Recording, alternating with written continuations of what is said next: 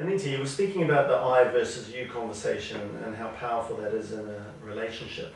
Can you just expand on that for a pregnant couple, so to speak? Yes.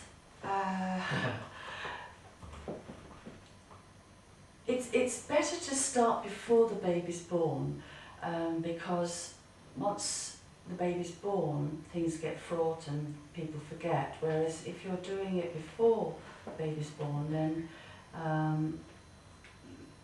you've got to practice at it and it becomes more of a natural thing.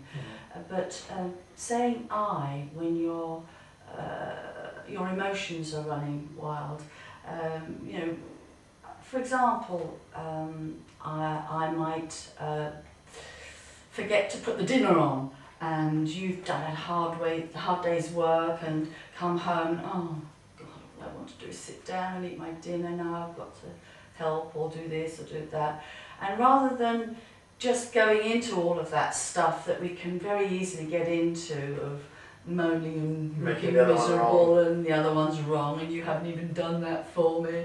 Yeah. It's more about saying, I feel tired after my day's work, I've had a really hard day and I really wanted to sit down and put my feet up. So really saying what it is that you're going through.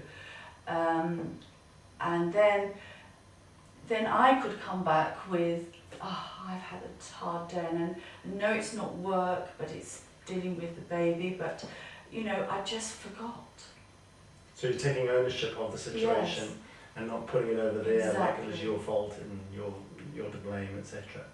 Yes, because we know that once baby does arrive, those communication styles, if they're not sort of in place, it can get a little tricky when people are overtired and a little more emotional. Well, I'm always impressed when mums can get out of bed and actually get dressed in the first few months, not stay in the dressing gown all day, because I'm afraid I was one of those. It was just too much to worry about me, and that's why it's so important to keep the focus on ourselves.